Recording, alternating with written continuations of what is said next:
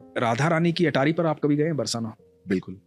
उससे नीचे एक समाधि बनी है गुलाब खान की।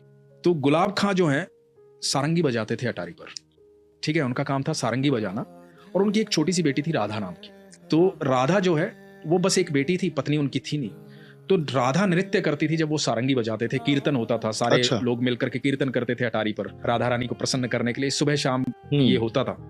और यही उनकी दिनचर्या थी और यही जीवन यापन का साधन भी था। तो वहीं से उनको भोजन प्राप्त होता था, जो प्रसाद में मिलता था वही ग्रहण करते थे बेटी और बाप जो हैं। तो ऐसे करते करते समय बीतता जा रहा था, राधा बड़ी होती जा रही थी। जब राधा बड़ी हो गई तो वहां के गोस्वामी जी ने, कुछ लोगों ने कहा कि भाई राधा का विवाह कर दे, शादी कर दे। तो गुलाब खां ने कहा कि मैं कौन होता हूँ शादी करने वाला, और मेरी तो इतनी औकात भी नहीं है, हैसियत भी नहीं है, जो होगा राधा रानी देखेंगी। तो लोगों ने कहा भाई सारा खर्चा हम करेंगे, सारी व्यवस्थाएं हम करेंगे, तो चिंता मत कर, राधा रानी का ही तो दिया हुआ है सब। तो एक लड़का देखा गया और राधा की शादी कर दी गई। अब जब राधा की शादी हो गई तो गुलाब खां से ये जो वियोग था ना, ये सहन नहीं हुआ। अब जो बेटी सुबह शाम उसके साथ रहती थी, सारंगी बजाता था, नृत्य करती थी, हर समय बाबा बाबा बाबा बाबा, वो सुन नहीं पा रहा था, वो बाबा बाबा रोता रहता था उसकी याद में। लोगों ने बहुत समझाया कि बेटी पराया धन होती है।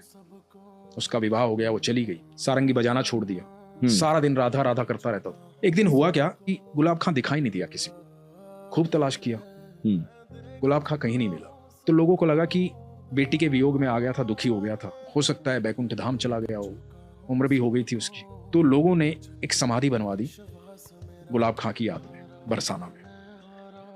एक दिन गोस्वामी जी अटारी से नीचे आ रहे थे, महल से नीचे आ रहे थे, राधा रानी के महल से। तो गोस्वामी जी को आवाज सुनाई दी पीछे से कि गोस्वामी जी राधे राधे। पीछे मुड़ के देखा तो गुलाब खां खड़ा हुआ था। बोला कहाँ थे तुम, इतने दिन से दिखाई नहीं दिए, हमने तो कभी अटारी पर देखा नहीं तुझे।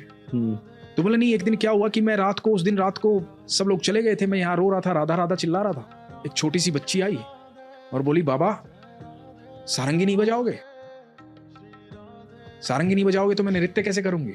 मैंने सारंगी बजाई, वो मेरे को अंदर लेकर चली गई महल के, और महल में वहां ठाकुर जी थे, राधा रानी थी, और रास हो रहा था। अब वो रास करते और मैं सारंगी बजाता हूं, मैं वहीं रहता हूं। अब मेरी राधा हर समय मेरे साथ रहती है।